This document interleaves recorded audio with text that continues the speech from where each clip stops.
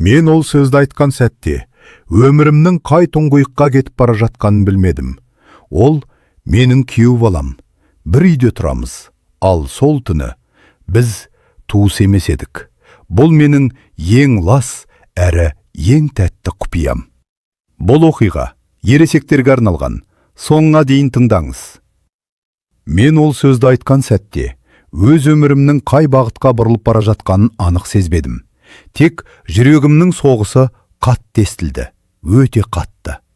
Данияр, тек бір рет қана маған көрсетші. Бұл сөздер менің аузымнан қалай шықты білмеймін. Мен 59 жастамын, ал ол 37-те. Ол менің күйеу балам, немеремнің әкесі. Біз бір үйде тұрамыз. Күндіз бәрі дұрыс, күндіз бәрі өз орнында, ал түн бізді мүлде басқа адамдарға айналдырады. Сол түні үй тым тыныш еді. Сағат тілі түнгі 2-ге таяп қалған. Үйдегілердің бәрі ұйқыда. Қызым да, немерем де. Кек мен ояумын. Ұйқы қашты. Жастық, ыстық, ойлар тыныштық бермейді. Соңғы айларда біртүрлі күй кешіп жүрмін. Айнаға қараған сайын өзімнен ұяламын. Себебі айнадағы әйел мен білетін ене емес. Ол көздерде бір нәрсе бар. Ұят па? Құмарлық па? Әлде ұзақ жылдар бойы ішке тығылған жалғыздық па? Даниярды бірінші рет солай көрген кез есімде. Ол ас бөлмеде түнде су ішуге шыққан. Үстінде қарапайым ғана футболка. Ұйқыдан жаңа тұрған. Мен де сол жерде болдым. Бір сәтке көзіміз түйісті. Тек бір сәт. Бірақ сол сәт мені шайқалтты. Ер адам екенін сол кезде анық сездім. Күйеу бала емес, немеремнің әкесі емес, жай ғана ер адам. Содан бері бәрі өзгерді. Ол да өзгерді. Бұрын менімен сөйлескенде көзін төмен салатын, ал соңғы кездері көзін ұзақ ұстайды. Тым ұзақ. Мен өзімді тоқтатуға тырыстым.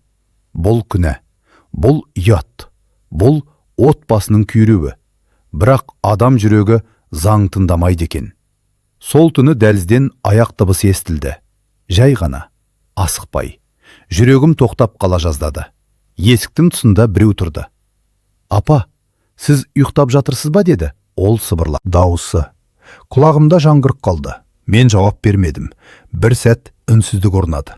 Сол үнсіздік ең қауіпті еді. Есік баяу ашылды. Мен көрпемнің астында жатырмын, бірақ көзім ашық. Ол ішке кірді. Бұл ең қорқынышты әрі ең тәтті сәт еді. Кешіріңіз, су алуға шыққам. Жарық сіздің бөлменізден жанып тұр екен, деді ол ақталғандай. Мен орнымнан тұрмадым. Ұйқым келмей тұр, дедім жай ғана. Тағы үнсіздік. Ол кетуі керек еді. Ол кетпеді. Бөлмедегі ауа ауырлап кетті. Уақыт тоқтағандай. Мен ішімнен өзіме айқайладым. Айтпа, тыныш жат. Бірақ тіл жүректі тыңдады. Данияр, дедім мен жай ғана. Ол бұрылды. Сол сәтте мен оның көзінен бәрім көрдім. Күмәнді де, қорқынышты да, қызығушылықты да, және жасырым құмарлықты. Апа, деді ол. Мен орнынан баяу отырдым.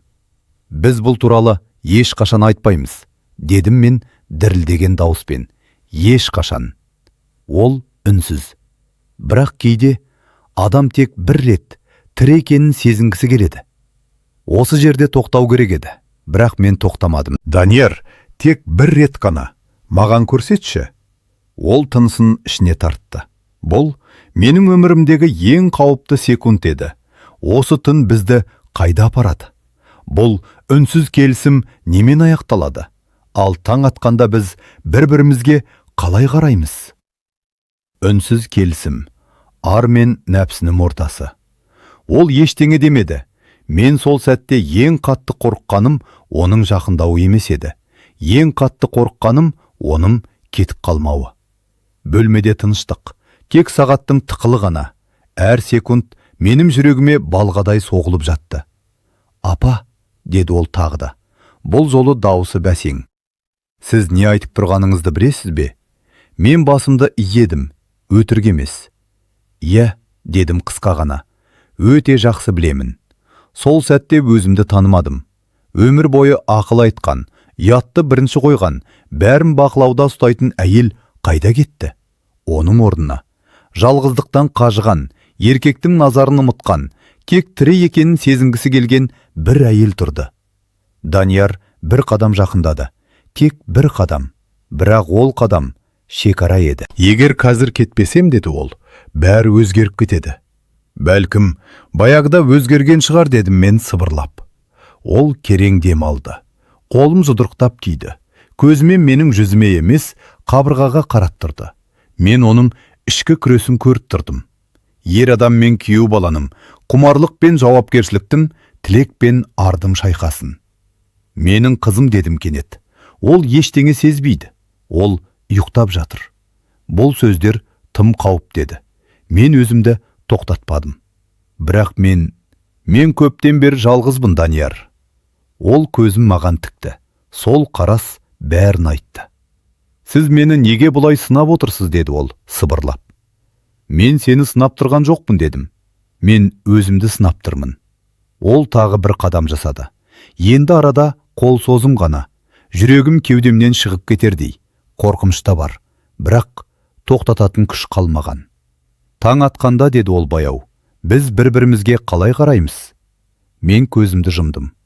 Таң атқанда біз ене мен күйеу бала боламыз. Ал бұл түн.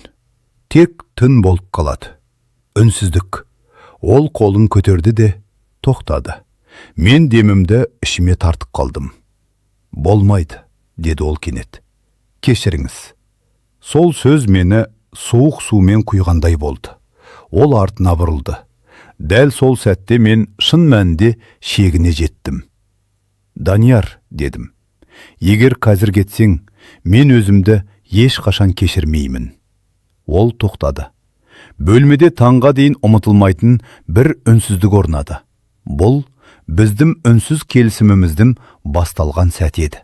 Бірақ ол келісімнің соңы қандай боларын еш қайсымыз білмедік. Таңға дейінгі бір қадам. Ол тоқтап қалды. Мен оның арқасын көріп тұрдым. Иығы сәл ғана көтеріліп түсіп тұр. Демі ауыр. Ол кетпеді, бірақ әлде бұрылмады. Сол сәт мәңгілікке созылғандай болды. Егер ол дәл қазір есікті ашып кетсе, бәрі аяқталар еді. Ал егер бұрылса, мен өз өмірімнің ең қауіпті бетіне аяқ басар едім. Апа, деді ол өте баяу. Сіз мені жаман жолға итеріп тұрсыз. Мен орнымнан тұрдым. Аяғым жалаң. Суық еденді сезбедім де. Жоқ, дедім. Мен тек сенің адам екеніңді көргім келеді. Ол басын төмен салды. Менің әйелім бар. Сіздің қызыңыз. Бұл сөздер жүрегімді тілгілеп өтті, бірақ тоқтата алмады. Ал сенің жаның бар, дедім мен. Сенің де әлсіздігің бар. Ол маған бұрылды. Көзіндегі от бұрынғыдан да қауіпті еді. Онда енді күмән аз, ал күрес шаршаған. Егер біреу білсе, деді ол, бұл отбасы жоқ болады. Ешкім білмейді, дедім. Бұл тек екеуміздің ішімізде қалады. Мен өзімді ақтап тұрған жоқпын. Мен өзімді күйретіп тұрғанымды білдім. Ол жақындады. Бұл жолы тоқтамады. Арамыздағы ауа тығыздалып кеткендей. Жүрегім дүрсілдеп тұр. Бұл дұрыс емес, деді ол сыбырлап. Бірақ ол сөйлемін аяқтамады. Мен оның қолының дірілін көрдім. Өзімде емес. Оның әлсіздігін көрдім. Сол сәтте мен шындықты түсіндім. Мен оны азғырып тұрған жоқпын. Мен тек оның ішінде баяғыдан бар нәрсені оятып тұрмын. Таң атады, дедім мен. Ал біз әлі тіріміз. Сол кезде дәлізден дыбыс естілді. Баланың жылағанына. Немерем. Біз екеумізде селк ете қалдық. Бұл дыбыс бәрін өз орнына қойғандай болды. Ол артқа шегінді. Мен де. Бітті, деді ол ауыр көсініп. Осы жерде тоқтаймыз. Мен басымды изедім. Сол сәтте жеңілгенімді де, құтылғанымды да сездім. Ол есікке қарай жүрді. Есікті ашар алдында тоқтады. Бұл туралы ешқашан айтпайыныз. Ешқашан, дедім мен. Есік жабылды. Мен төсегіме отырдым. Көзімнен жас ақты. Ұяттан емес. жеңілдегеннен емес, тек адам екенімді түсінгеннен. Таң атты. Күндіз біз қайтадан енемен күйеу бала болдық. Ал түн менің ең лас, ең тәтті, ешкім білмейтін құпиям болып қалды. Күндізгі суық, түннің ізі. Таң атқанда бәрі өзгергендей көрінді, бірақ шын мәнінде ештеңе өзгермеді. Тек біз ғана өзгердік. Ас бөлмеде таңғас. Қызым дастархан жайып жүр. Немерем орындықта отырып, ойыншығын сылдырлатып отыр. Үй бұрынғыдай тірі. Ал менің ішімде тыныштық емес, ауыр, тұншықтыратын үнсіздік. Данияр кірді. Ол маған қарамады. «Қайырлы таң, апа», деді әдеттегідей. Даусы қалыпты, тым қалыпты. Мен де солай жауап бердім. «Қайырлы таң». Бір ауыз сөз. Бірақ сол сөздің астында түнгі мың ой, мың сезім жатыр. Ол немересін көтеріп алды. Күліп, бетінен сүйді. Мен сол сәтке қарап отырып, өзімді кінәлі сезіндім. Мен не істедім? Мен қай шекараны аттадым? Қызым ештеңе сезбейді. Ол бақытты. Ал мен оның көзіне тура қарай алмаймын. Сол күннен бастап бәрі басқаша болды. Данияр менімен артық сөйлеспейтін болды. Көзін қашырады. Жанымнан тез кетуге тырысады. Ал мен оны байқамай қалғандай боламын. Бірақ түнде бәрі қайта оянады. Ұйқыға кеткенде сол сәт қайта келеді. Оның тоқтаған қадамы. Есіктің алдында айтылған соңғы сөздер. Баланың жылаған үні. Сол жылау мені құтқарды ма?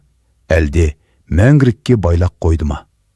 Кейде оны әдейі ас бөлмеде жалғыз қалдырамын. Бірақ ол кірмейді. Кейде мен оның бөлмесінің жанынан баяу өтемін.